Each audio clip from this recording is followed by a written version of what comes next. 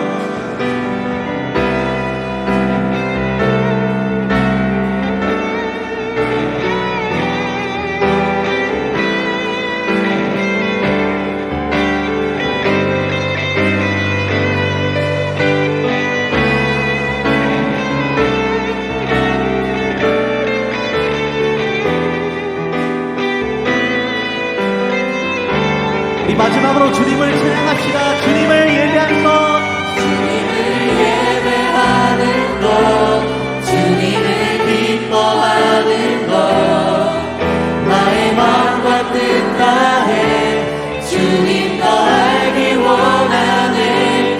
주님을 사랑하는 것, 주님을 닮아가는 것, 나의 유일한 소망. 주님을 사랑하는 것,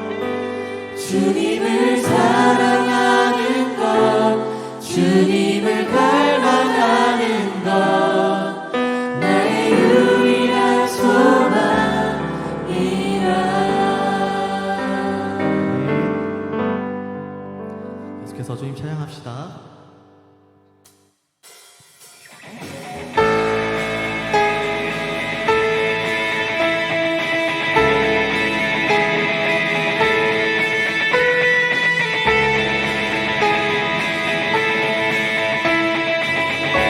주님의 마음 있는 곳을 찬양합시다.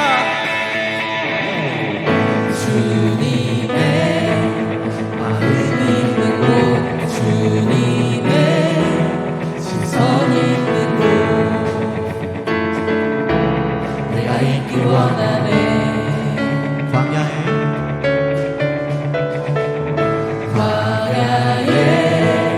꽃을 피우시고 사막에 강물을 내시는 주의 놀라운 손길. 푸른 마르고 푸른 마르고 꽃은 시드나 주의 말씀은 영원하네. 나의 마음 주의 성전이 되어 나의 마음 주의 성전이 되어 영원한 주의 말씀을 향해 주의 마음 있는 곳으로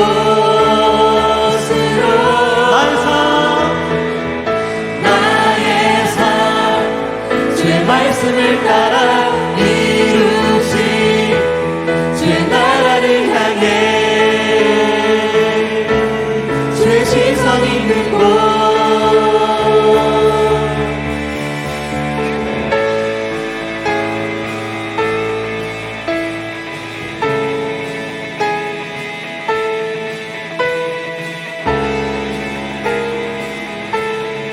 목소리 높여 주님을 찬양합시다. 주님의 마음 있는 곳, 주님의 시선 있는 곳, 내가 있기 원하네. 푸른 마르고 꽃은 시드나 주의 말씀은 영원하네. 전능하신 주 전능하신 주 거룩하신 왕 주님의 말씀 이루시네. 주의 성전이 되어 나의 마음 주의 성전이 되어 영원한 주의 말씀을 향해 주의 마음 있는 곳으로 나의 삶 주의 말씀을 따라 이루신 주의 나라를 향해 주의 시선 있는 곳.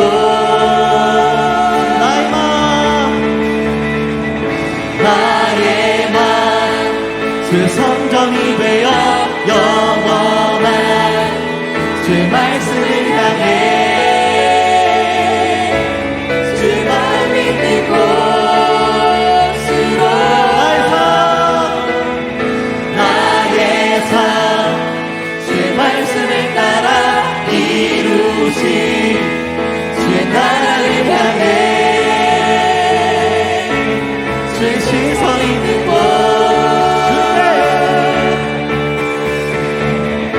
주님의 마음 있는 곳, 주님의 시선 있는 곳, 내가 있기 원하네.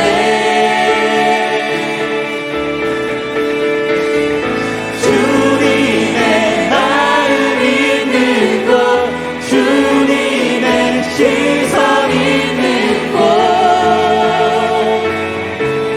내가 있기 원하네.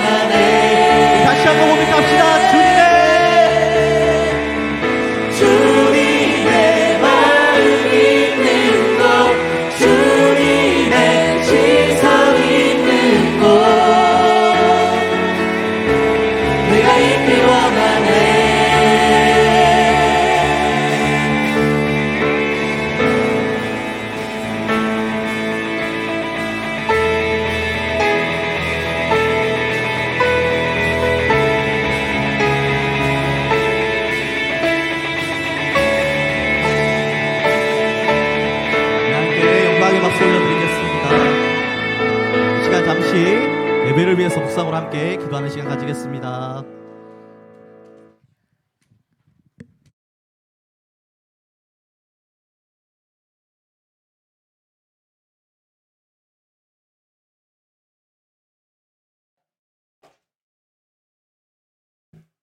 하나님 아버지,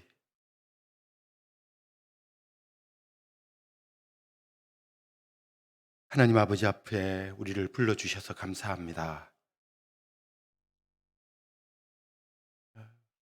공부한다고, 그리고 학업에 충실한다고 하나님의 존재과 코람데오의 정신을 우리가 잊어버리지 않았는지 돌이켜보는 채플 시간이 될 수 있도록 이 자리에 성삼위 하나님 임재해 주시옵소서. 우리 주 예수님 이름으로 기도합니다. 아멘. 우리의 신앙을 사도신경으로 고백하십시다.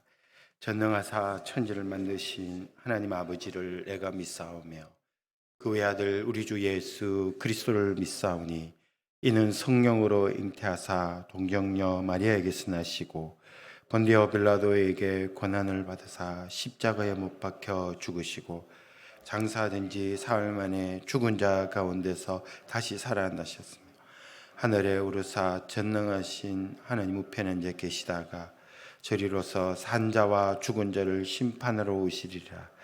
성령을 믿사오며 거룩한 공예와 성도가 서로 교통하는 것과 죄를 사하여 주시는 것과 몸이 다시 사는 것과 영원히 사는 것을 믿사옵나이다. 아멘. 496장으로 주를 찬양하십시다.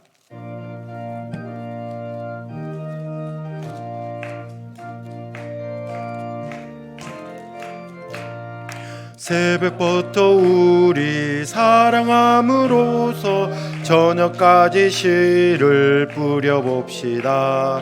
열매 차차 익어 곡식 거둘 때에 기쁨으로 담을 거두리로다. 거두리로다 거두리로다 기쁨으로 단을 거두리로다. 거두리로다 거두리로다 기쁨으로 단을 거두리로다. 비가 오는 것과 바람 부는 것을 겁을 내지 말고 뿌려봅시다. 일을 마쳐놓고 곡식 거둘 때에 기쁨으로 단을 거두리로다. 거두리로다 거두리로다 기쁨으로 단을 거두리로다. 거두리로다 거두리로다 기쁨으로 단을 거두리로다. 씨를 뿌릴 때에 나지 아니할까 염려하며 심히 애탈지라도 나중 예수께서 칭찬하시리니 기쁨으로 단을 거두리로다. 거두리로다 거두리로다 기쁨으로 단을 거두리로다. 거두리로다 거두리로다 기쁨으로 단을 거두리로다.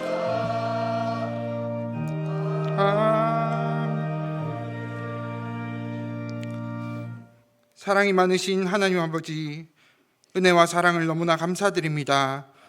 오늘도 주님의 전에 나와 찬양하며 예배드릴 수 있게 하심을 너무나 감사드립니다. 지난 시간들을 되돌아볼 때 모든 것이 하나님의 은혜요 도우심을 고백합니다. 오늘 이 시간 하나님께 온전히 감사할 수 있는 예배가 될 수 있도록 도와주시옵소서. 주님, 저희는 주님 없이 단 한순간도 살 수 없는 연약한 존재입니다. 매일을 살아가면서 하나님의 뜻과 인도하심을 온전히 순종하지 못하고 내 뜻과 내 방식대로 살았던 날들을 회개합니다. 이제는 삶의 작은 순간에도 주님의 뜻을 구하고 하나님을 의지하고 나아가는 우리의 모습이 될 수 있도록 하옵소서. 대신에 학우들 학업 중에 있습니다. 그들에게 지혜와 명철을 더하여 주옵시고 요셉처럼 꿈꾸는 자가 될 수 있게 하옵시고 바울처럼 말씀의 능력과 지혜를 덧입혀 주시옵소서. 하나님, 학력 인구가 감소하고 있는 가운데 우리가 또 입시와 많은 일들을 계획하고 있습니다. 그 계획과 준비 속에 우리의 많은 부족함과 연약함을 고백합니다. 하지만 약할 때 강함 되시며 부족할 때 그것을 채워주시는 하나님, 준비하는 모든 과정 가운데 함께하여 주시고 총장님 이하 모든 교직원들에게 하나님의 지혜가 임하여 기관을 섬기고 연합하고 나아가는 데 부족함 없게 하셔서 좋은 결과로 하나님께 영광 돌리게 하옵소서.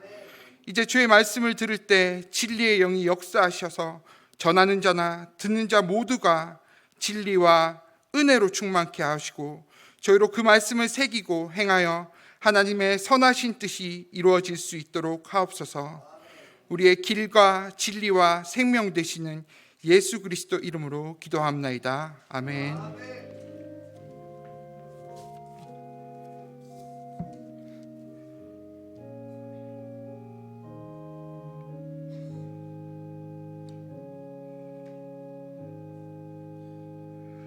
오늘 우리에게 주신 하나님의 말씀 마가복음 4장 1절에서 9절 교독하십시다. 마가복음 4장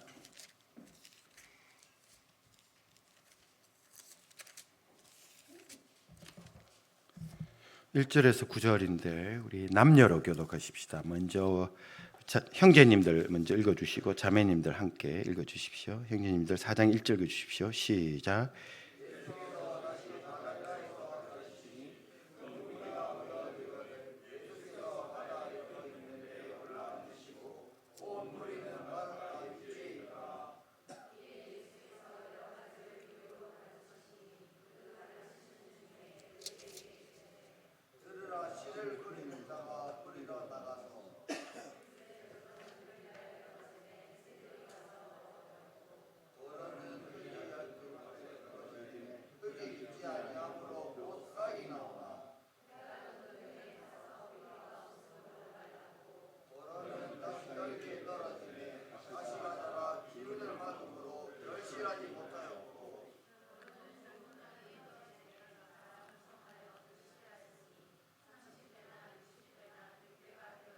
다 함께 또 이르시되 들을 귀 있는 자는 들으라 하시니라. 아멘. 총장님 나오셔서 강사 목사님 설교 소개해 주시고 이어서 말씀 듣겠습니다. 오늘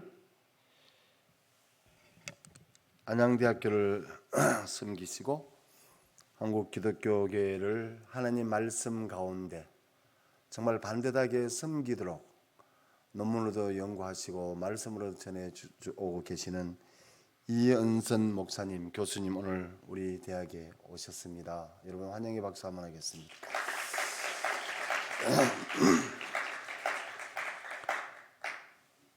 우리가 이렇게 살아가다 보면 세상 것은 뭐 이럴 수도 있고 저럴 수도 있지만 하나님의 말씀에 대한 것, 진리에 대한 것은 이럴 수가 있고 저럴 수가 있는 것이 아니고 반듯하게 전하고 반듯하게 믿고 성경 말씀대로 살아가는 것이 우리가 살아가는 의미이고요, 우리가 더 신학 공부하는 하나의 목적이 될 수 있습니다. 후학들에게도 반듯하게 가르치시고 한국 교회가 그리고 계획주의 신앙이 칼빈주의 신앙이 흐트러져 갈 즈음이 되면 늘 반듯하게 논문으로 말씀으로 우리 이현선 교수님 많이 학교에서나 교계에서 많이 지도해 주시는 오랫동안 그러다 보면 좋은 소리만 듣는 것이 아니고 불편할 때도 있었지만 그거 개의치 아니하시고 지금까지 하느님 말씀을 정말 진리의 말씀을 반듯하게 전해오신 오늘 교수님 모셨습니다. 여러분들 이제 이번 목요일 되면 종강 예배잖아. 아멘 아멘 했는데도 종강 예배가 되면 기쁨의 만면의 미소를 멈게 되잖아.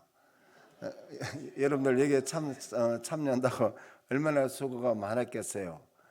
수고가 많은 것이 아니고 여러분들 얘기까지 오도록 하는 데는 우리 교수님들, 우리 직원들, 여러분들 정말 아무리 좋은 거라도 시간이 정해진 시간에 루틴하게 자꾸 왔다 갔다 하는 거는 힘드는 것은 사실입니다.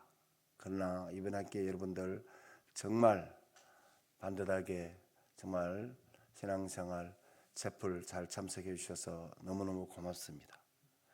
오늘 이제 교수님 나오셔서 말씀 전해 주실 적에 오늘 잔다든지 하면 제가 다 알고 있습니다. 예, 은혜 받는 시간 되시기 바랍니다.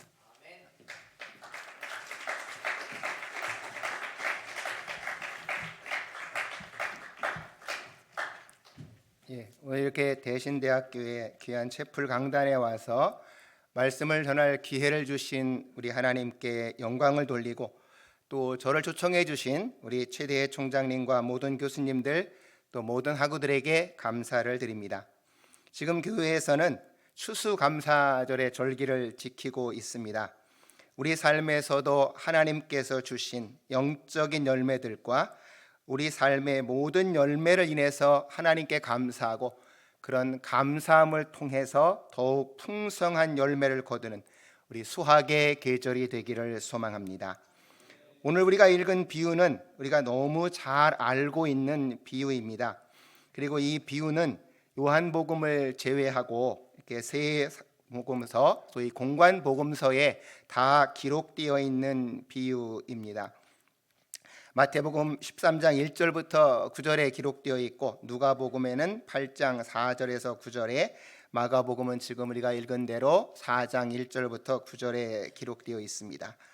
그런데 그 해석을 보면 마태복음 13장 18절에서는 그런즉 씨 뿌리는 비유를 들으라 말씀하시면서 예수님께서 4가지 밭에 대해서 설명합니다. 밭이 중심이 아니고 예수님께서 말씀하는 거 보니까 씨 뿌리는 자의 비유다라고 말씀을 했습니다.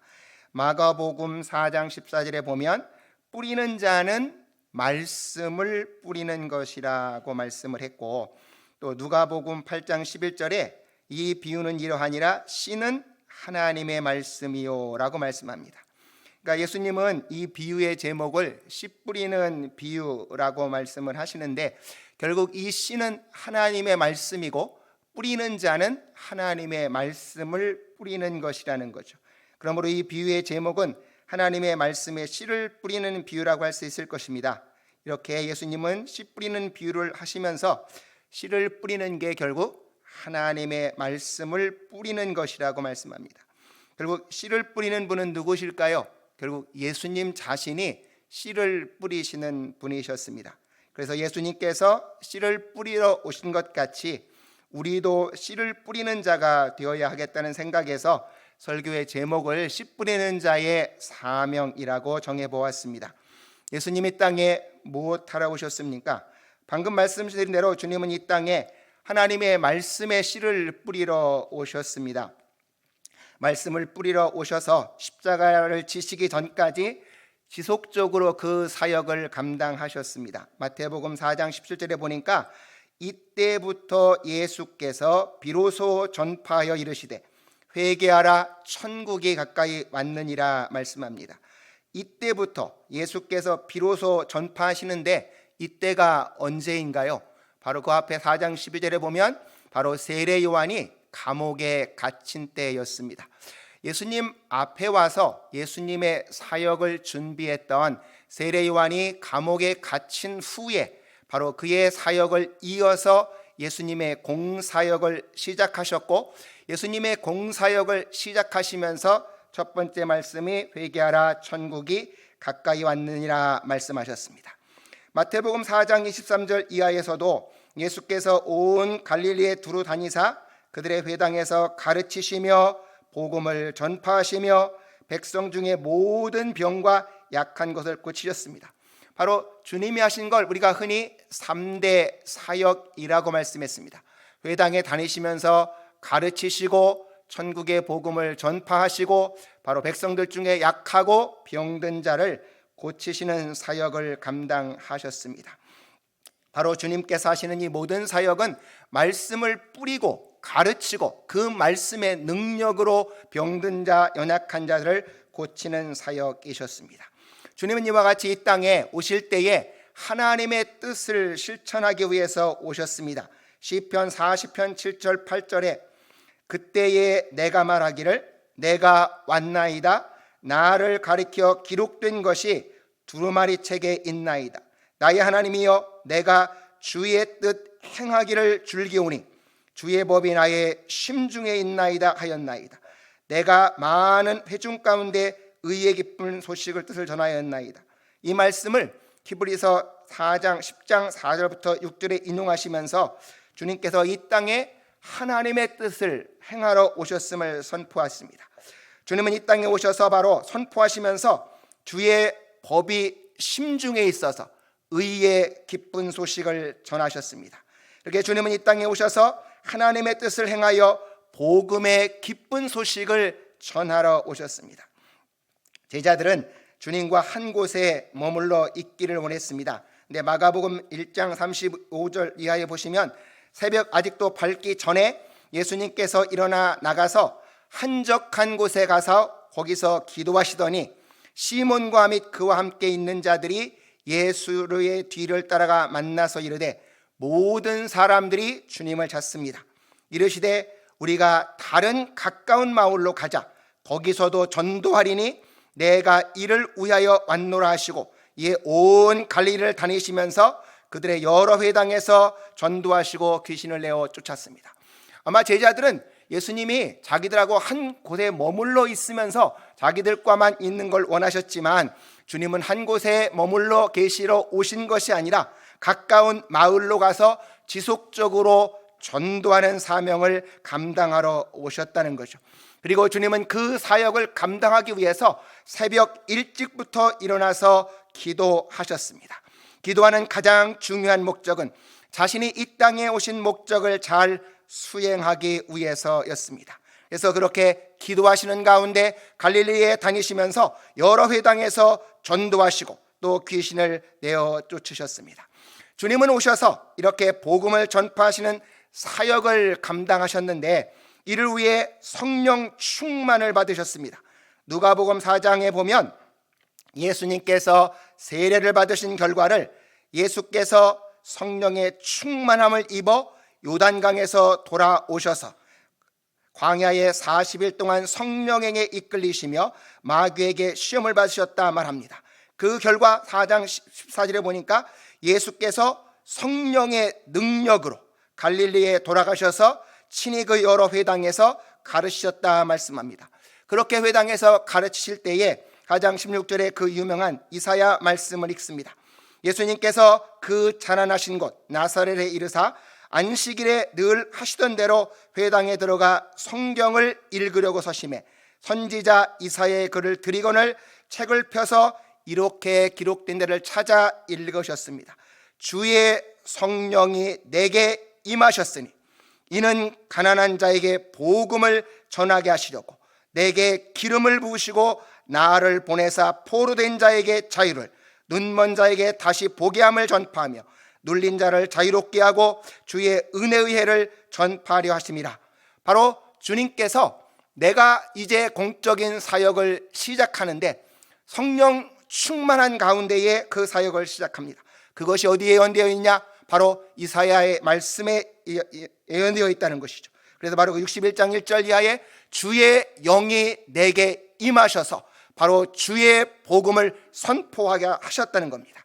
바로 예수님께서는 하나님의 아들이심에도 불구하고 이렇게 성령 충만하신 가운데 그의 공사역을 시작을 하셨습니다. 바로 주님은 이렇게 오셔서 말씀 전파하는 사역을 하시면서 바로 그것이 자신이 먹을 양식이라고 말합니다. 바로 예수님께서 수가성에 갔을 때에 점심시간이 되어서 마침 제자들이 음식을 사러 갔다 와서 음식을 잡수시라고 말씀했어요. 그랬더니 요한복음 4장 32절에 이르시되 내게는 너희가 알지 못하는 먹을 양식이 있느니라. 제자들은 음식 갖다 세상에 음식을 주시면서 주님에게 음식을 드십시오, 점심 잡수세요 했더니 예수님은 너희가 알지 못하는 양식이 자신에게는 있다는 겁니다. 그러니까 제자들이 누가 먹을 양식 갖다 주셨나 그랬더니 예수님이 하시는 말씀이 뭐라고 하는 거니까 바로 나의 양식은 나를 보내신 이의 뜻을 온전하게 이루는 것이라는 겁니다. 바로 예수님께서 이 땅에 오셔서 그의 모든 것의 관심은 나를 보내신 분의 뜻을 온전하게 이루는 것이라는 거죠. 그러면서 제자들에게 말합니다. 너희가 넉 달이 있어야 추수하겠다라고 말하는데 너희 눈을 보라, 밭이 휘어져서 이미 추수하게 되어졌다는 겁니다. 그러면서 하시는 말씀이 바로 씨를 뿌리는 자가 있고 또 거두는 자가 있는데 바로 그 둘이가 함께 기뻐하게 하려 하셨다 말씀했습니다. 바로 이 말은 예수님께서 다 하시는 대로 수가성 여인에게 와서 복음을 전했고 그 수가성 여인이 바로 제자들하고 예수님이 말하는 그 사이에 자기 동네에 가서 말했습니다. 내가 한 모든 일을 말한 사람을 와서 봐라. 그랬더니 동네 사람들이 다 지금 예수님을 맞으러 나오고 있다는 거죠. 그것이 바로 밭이 휘어진 모습으로 예수님께서 표명을 하셨습니다. 이렇게 주님께서는 이 땅에 오셔서 바로 수가성에 가셨던 것은 우연히 간 게 아니고 바로 제자들의 편견을 깨고 하나님의 복음을 전하기 위해서 그 지역에 의도적으로 가셨습니다. 그곳에 가서 바로 그 수가성 여인에게 말씀의 씨를 뿌림으로 말미암아 지금까지 그들에게는 금단의 지역으로 여겨졌던 사마리아 땅에 복음이 증거되어졌고 그들이 정말 생각지도 못했던 30배, 60배, 100배의 결실이 맺어지고 있었습니다. 이렇게 바로 주님께서 복음을 증거하시면서 그 뜻을 온전하게 이루는 것이 자신의 먹을 양식이라는 거죠. 그러한 의미에서 히브리서 기자는 히브리서 1장 1절과 2절에 말씀합니다. 하나님은 어떤 하나님이신가? 바로 하나님은 말씀하시는 하나님이시라는 겁니다.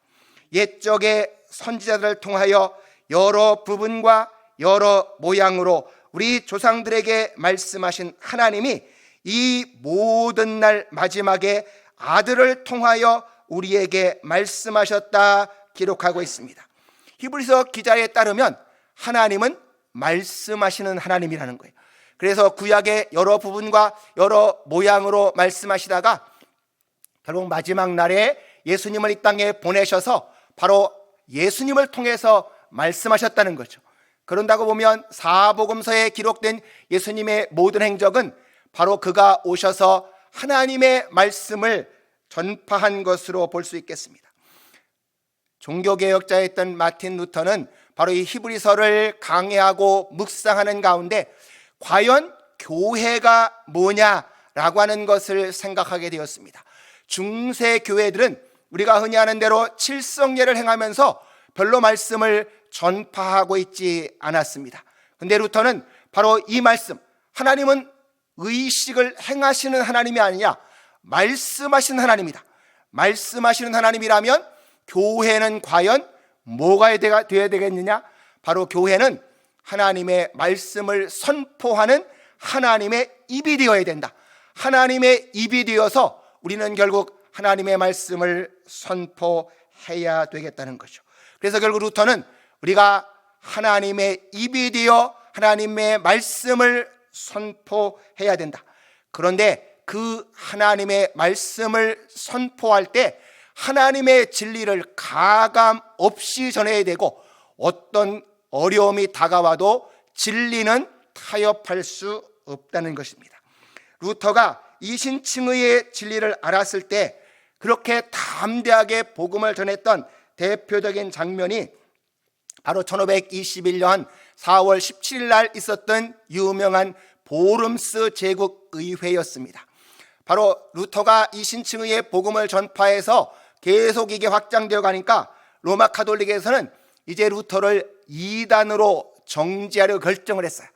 그런데 결국 예수님이 한 대로 적어도 사람의 말을 들어보고 그리고 마지막에 정죄를 해야 된다 하는 주장에 따라서 루터를 부른 거죠. 제국의회로 불러서 1517년 4월 17일 날 소환을 당했습니다.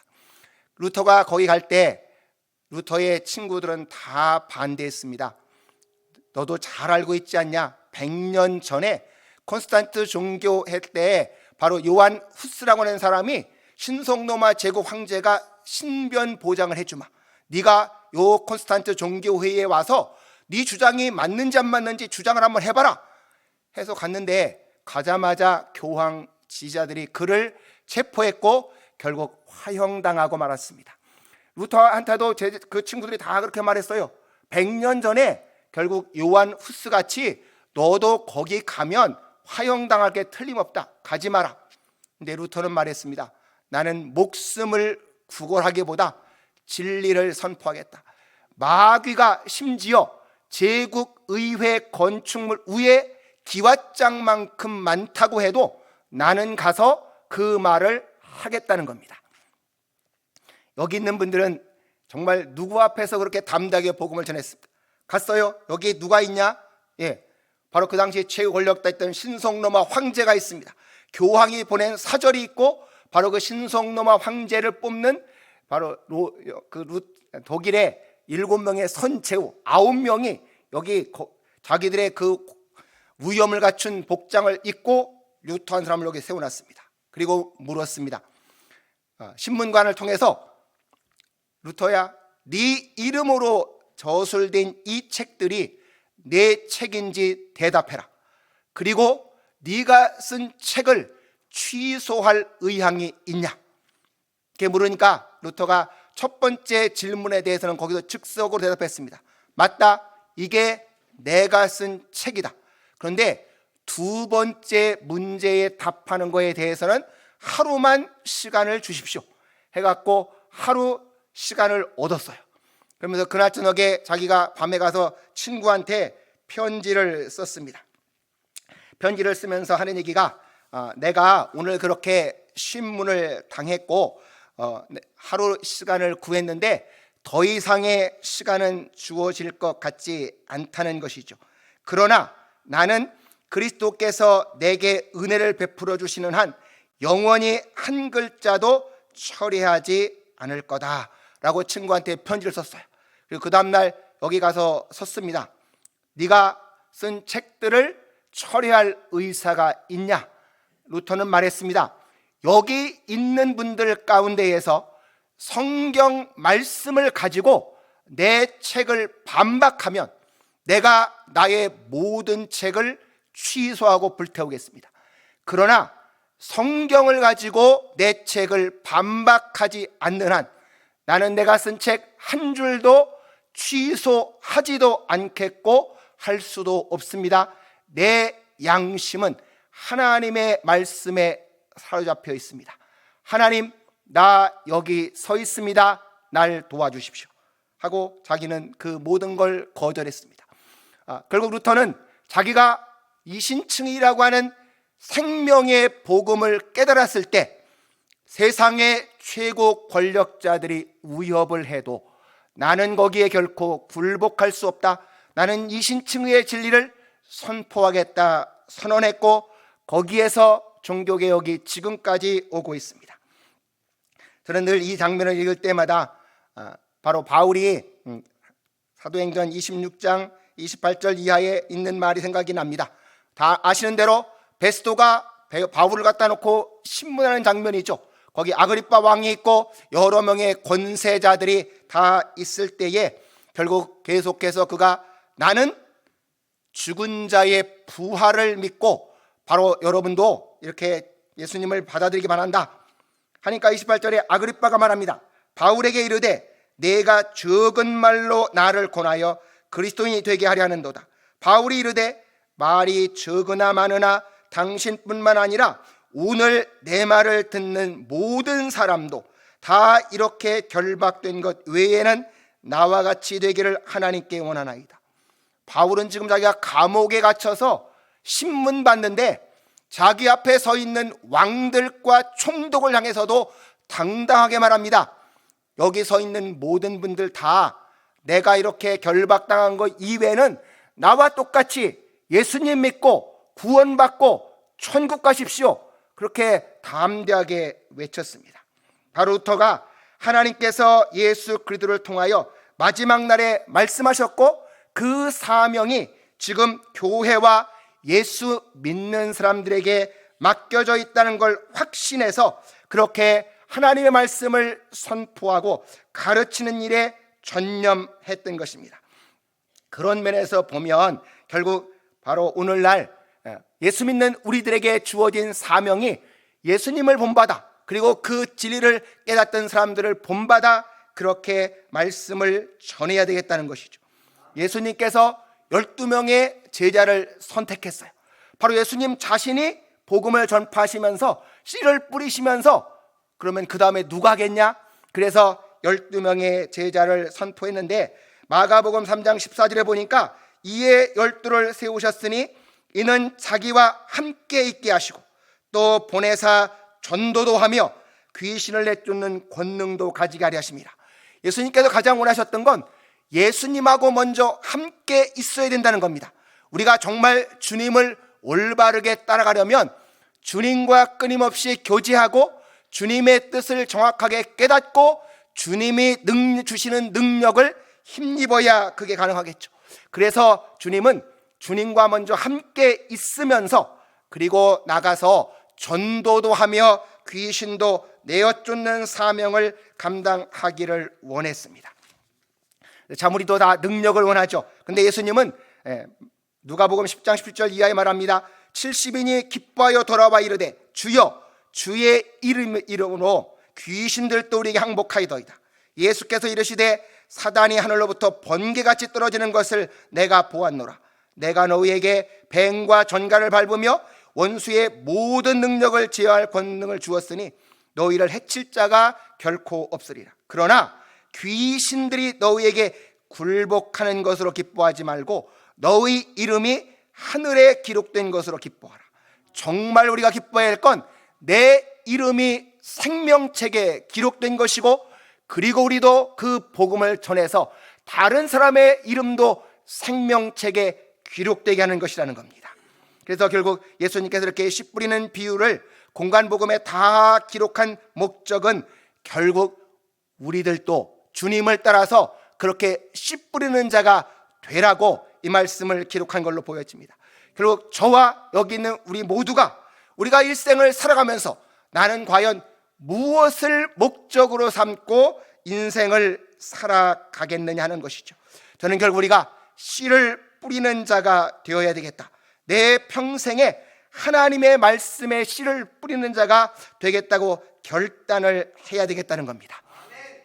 바로 여기 있는 우리 모두가 그렇게 하기 위해서 하나님의 말씀을 저는 열심히 읽자라고 하는 거예요. 결국 우리가 하나님의 말씀을 열심히 읽어서 그 말씀에 사로잡힌 자들이 되어야 되겠다는 거죠. 제가 예수님을 믿게 된 게 대학교 2학년 때였어요. 저는 대학교 2학년 때까지 예수님을 잘 알지도 못했고 목사가 뭔지도 몰랐던 사람입니다. 근데 갑자기 하여튼 대학에 들어가서 누가 전도해서 이제 교회를 다니기 시작했어요. 근데 3학년 때 이제 이렇게 세례를 받았습니다. 세례 받는데 목사님이 이렇게 말씀을 했어요. 여러분, 이제 오늘 세례 받으면 여러분이 예수님 믿고 거듭나서 새로운 삶을 살아가는 사람이 됩니다. 그러니까 육신의 양식을 먹으려면 영혼의 양식도 먹으세요. 여러분이 하루 밥 3끼 굶었는데 잘 때 하나도 배가 안 고픈 사람, 그 사람은 분명히 병든 사람이겠죠. 근데 당신이 영혼이 거듭났는데 일주일이 지나서 성경 말씀 한 번도 안 읽어도 아무렇지도 않다? 그러면 그 영혼도 죽은 영혼이다. 그러니까 그분이 강조하신 게 아침에 하나님 말씀 읽으면 그러면 밥도 먹고 하나님 말씀 굶으면 밥도 굶으라는 거예요. 그러니까 제가 처음에 은혜 받아서 하던 그 목사님이 그 말씀을 해갖고 창세기 1장부터 읽었어요. 이게 완전 암호문이죠. 무슨 말인지도 모르겠는데 하여튼 읽었습니다. 하여튼 하나님이 인내와 끈기를 주셔서 하여튼 근데 두 번째부터는 정말 하나님의 말씀이 살아있다는 그런 은혜를 체험하게 됐어요. 그리고 제가 갔더니 대학교 다닐 때 저한테 지금까지 제일 인상에 남아있는 건 그 내수동교회 박규천 목사님이 저희 설교학 시간에 오셔서 날마다 말씀하시는 거예요. 자기는 어떻게 설교하냐? 성경 말씀만 갖고 설교한다는 거예요. 그 당시 우리나라에 그 우화 설교적인 이런 것들이 많이 있고 예화를 많이 들 때였어요. 그래서 이 목사님은 저희 설교학 훈련 시키시면서 성경만 갖고 설교하면 A+, 예화를 들면 F예요. 그러니까 이분은 자기가 창세기부터 요한계시록까지의 성경 말씀이 있대요. 그리고 그 말씀을 그분 표현 따르면 뇌리 성경 일람표다. 그래갖고 성경 말씀 갖고 성경을 풀어라. 그렇게 해서 지금까지 제가 그 말이 남아서 하여튼 성경 말씀을 열심히 읽으려고 노력을 합니다. 근데 제가 최근에 보니까 그 내수동교회 박기천 목사님 밑에서 훈련받은 분들이 한국교회 내노라 하는 지도자들이 다 된 걸 보았습니다. 저도 여기 있는 분들이 저는 그래서 정말 이 성경 말씀을 그렇게 열심히 잘 읽으셔서 정말 그렇게 그 말씀이 우리의 삶을 사로잡아서 이 말씀을 선포할 힘이 있어야 되겠다. 아모스가 보니까요, 아모스 선지자가 3장 4절에서 이렇게 말해요. 사자가 움킨 것이 없는데 어찌 수풀에서 부르짖겠으며 젊은 사자가 잡은 것이 없는데 어찌 굴에서 소리를 내겠는가. 8절에 사자가 부르짖은 즉 누가 두려워하지 아니하겠느냐. 주 여호와께서 말씀하신 즉 누가 예언하지 않겠느냐. 아모스는 자기가 말했어요. 내가 농사꾼인데 나는 하나님 말씀이 뭔지도 몰랐다. 그런데 하나님께서 내게 오셔서 말씀을 선포하라고 해서 말씀을 선포한다는 거죠. 저는 사자가 움킨 것이 있을 때에 부르짖는다 하는 비유가 저한테 너무나 절박하게 다가왔습니다. 여러분이 사는데 정말 우리가 비전 꿈꾼다 말하는데 정말 여러분이 꿈꾸는 그 비전 속에 여러분의 삶을 그렇게 움켜잡아 끌고 가는 힘이 과연 뭐가 있습니까? 바로 아모스가 말하는 게 자기 심령 속에 하나님이 주신 말씀이 자기를 움켜잡아서 사자가 뭔가를 움켜잡을 때 외쳐 부르짖는 것 같이 하나님의 말씀에 자기가 사로잡히니까 아모스가 외쳐 부르짖지 않을 수가 없었다는 거죠. 바울이 다메섹 도상에서 예수님을 만났을 때 그렇게 구원의 복음을 선포했고, 루터가 이신충일을 깨달았을 때 그렇게 선포했고, 아마 우리나라에 왔던 그 많은 선교사님들도 여기 오셔서 바로 그 복음에 사로잡혀 그들의 인생을 헌신했기에 저와 여러분이 우리도 그 복음을 믿게 되어졌습니다. 그리고 오늘날 한국에 이렇게 정말 하나님의 말씀에 사로잡혀서 이 복음을 전파하는 데 일생을 불사르는 그런 사명자들이 바로 여기 안양 대신대학교 학생들 가운데 나오기를 소망합니다. 물론 하나님 말씀을 전파하는 건 힘들고 어려운 일입니다. 더군다나 오늘날 같이 세상 사람들이 자기에 대해서만 관심을 갖고 있고 또 모두 물질에만 관심 갖고 있을 때에 정말 하나님 말씀 전파한다는 게 쉽지 않겠죠. 근데 에레미야는 이렇게 말하고 있습니다. 아마 에레미야도 당시에 하나님께서 심판하는 복음을 전파하니까 많은 사람들이 그를 반대했어요. 그래서 이 에레미야 20장 8절과 9절에 내가 말할 때마다 외치며 파멸과 멸망을 선포함으로 여호와의 말씀으로 말미암아 내가 종일토록 치욕과 모욕거리가 됨이니이다. 내가 다시는 여호와를 선포하지 아니하며 그의 이름으로 말하지 아니하리라 하면 나의 마음이 불붙는 것 같아요 골수에 사무치니 답답하여 견딜 수 없나이다. 그가 복음을 전거할 때마다 사람들이 자기를 조롱하고 핍박해서 내가 다시는 하나님 말씀 안 전하겠다 그러는데 하나님께서 은혜를 주시고 그 말씀을 선포하라고 계속해서 이끌어 가시기 때문에 자기가 그렇게 다시 하나님을 말씀을 전파할 수밖에 없다는 겁니다. 우리가 하나님의 복음을 전하는 과정 가운데에서 어려움을 만날 수 있고 힘든 일을 만날 수 있지만 그러나 하나님께서 함께 하시면 그것을 넉넉하게 이길 줄로 믿습니다. 그래서 바울이 뭐라고 말하냐, 우리가 말씀을 전파할 때에 고린도서 3장 6절에 보니까 나는 심었고 아볼로는 물을 주었으되 하나님께서 자라나게 하신다 말씀합니다. 제가 학생들에게 늘 도전하는 거예요. 여러분 복음 증거할 때 하나님의 일 할 때 내 능력으로 열매 맺게 할 거라고 그렇게 생각하지 마시고 우리가 할 일은 하나님이 복음을 선포하고 물 주면 자라나는 건 누가 하냐? 하나님이 하신다는 거예요. 하나님께서 그렇게 자라나게 하시고 열매를 맺게 할 것이니까 우리는 바로 승리를 보장받은 사람들입니다. 우리가 이렇게 바울도 말하기를 하나님께서 전도에 미련한 것으로 믿는 자들을 구원하시기를 기뻐하신다. 복음의 핵심인 그리스도가 뭐냐? 바로 하나님의 능력이고 하나님의 지혜라고 하는 겁니다. 결국 우리가 이렇게 하나님의 말씀에 사로잡혀서 바로 그리스도의 생명의 복음의 그 씨를 뿌리면 하나님께서 그렇게 열매 맺게 하실 줄로 믿습니다. 우리가 씨 뿌리는 그 비유에서 또 하나 생각해 볼 건, 그렇게 아까처럼 4개 밭을 얘기했어요. 이 4개 밭은 결국 우리가 복음을 뿌리는 사람들의 종류가 그렇게 다양하고 각양각색이라는 거겠죠. 종교개혁 당시에 마틴 부처라는 사람이 참된 목회학이라는 책을 썼습니다. 그 참된 목회학을 쓰면서 했던 건 바로 에스겔서 34장 그 15절에 보면 거기에 이렇게 말을 하고 있어요. 잊어버린 자를 내가 찾으며 쫓기는 자를 내가 돌아오게 하며 상한 자를 내가 싸매주며 병든 자를 내가 강하게 하려니와 살진 자와 강한 자를 내가 돌아오게 한다. 바로 이것을 그는 5가지 사람들의 종류라고 보고 그 5가지 사람들에게 어떻게 복음을 전해서 잘 관리할까 했는데, 어찌 보면 예수님도 그 4가지 밭을 말씀한 건 우리가 복음을 전할 때에 그런 4가지 종류의 다양한 사람들이 있을 걸 미리 알고 그들을 잘 연구해서 복음을 전파하면 그렇게 씨가 아름다운 열매를 맺게 될 줄로 믿습니다. 여기 있는 우리 모두가 바로 이렇게 하나님의 말씀을 씨를 뿌리는 자가 되어지고 우리가 뿌리는 그 밭을 잘 분별하면서 사역을 해서 아름다운 열매를 맺고 마지막에 하나님께 잘하였도다 착하고 충성된 종이라 칭찬받는 우리 모두가 되기를 소원합니다. 기도하겠습니다. 하나님 아버지, 감사합니다. 주님께서 우리를 부르셔서 대신대학교에 와서 공부할 수 있는 복된 기회를 주신 것을 감사합니다.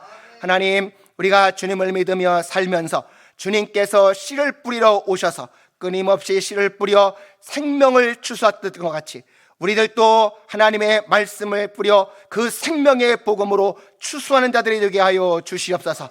정말 이 모든 학생들에게 말씀 충만, 은혜 충만, 성령 충만케 하시고 정말 이 힘든 세상 가운데에서 복음을 능력 있게 전파되어 하나님 앞에 잘하였도다 착하고 충성된 종이라 칭찬받는 일꾼들 되게 하여 주옵소서.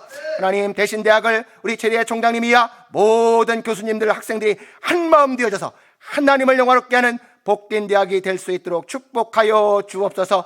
감사드리며 예수님의 이름으로 기도합니다. 아멘. 말씀 생각하며 함께 기도 드리십시다. 우리에게 담대함을 주시고 또 복음 전파할 수 있는 문이 열릴 수 있도록 기도 부탁드리겠습니다. 그래서 하나님의 말씀이 우리 지인들에게, 가족들에게, 친구들에게 전파되어지도록 우리 같이 한번 이 말씀 붙들고 기도하겠습니다. 하나님 아버지, 감사합니다. 우리에게 은혜를 주셔서 주의 성령께서 역사하여 주셔서 하나님 아버지, 우리로 하여금 이 땅에 살아가는 동안에 하나님 많은 사람들에게, 우리의 친구들에게, 하나님 아버지, 그리고 가족들에게 하나님 아버지, 때를 얻든지 못 얻든지 하나님의 주의 말씀의 씨를 뿌리게 해주시고 또 말씀을 전파할 수 있는 기회와 또 문이 열릴 수 있도록 하나님 아버지, 우리에게 문을 열어주시옵소서. 그래서 그들에게 나아가서 하나님이 살아계시고 생명의 말씀을 그들의 영혼과 그들의 삶에 잘 뿌릴 수 있도록 성령 하나님 역사하여 주시옵소서. 주님 임재하셔서 하나님 우리들에게 말씀 전파자로서 용기를 주시고 또 말씀 들을 수 있는 사람을 만나게 해주시고 그들과 만났을 때에 복음을 전할 수 있는 하나님 아버지 구체적인 시간과 정황들이 열리도록 만들어지도록 하나님 도와주시기를 기도합니다. 성령 하나님 역사하여 주시옵소서. 주님께 맡깁니다.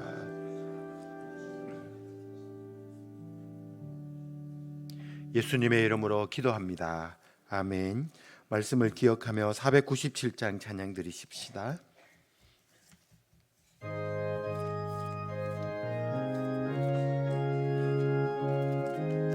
우리 1절만 드리겠습니다.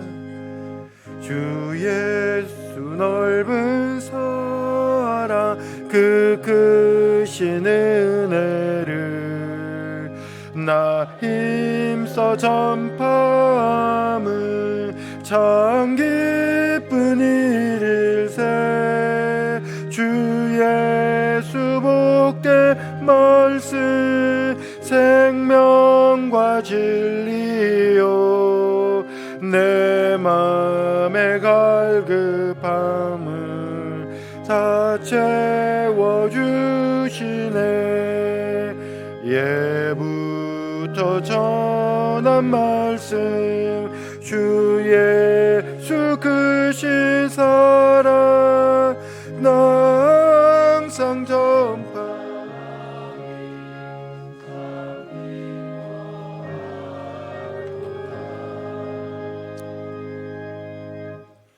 이제는 우리 주 예수 그리스도의 무한하신 은혜와 하나님 아버지의 극진하신 사랑과 성령님의 내주 충만 교통하심이 하나님께서 씨 뿌리는 자로 부르신 사명을 깨닫고 그 씨를 뿌려 풍성한 열매를 거두어 하나님을 영화롭게 하기를 소원하는 이곳에 모인 모든 학우들과 대학우에 이제로부터 영원토록 함께 있을지어다.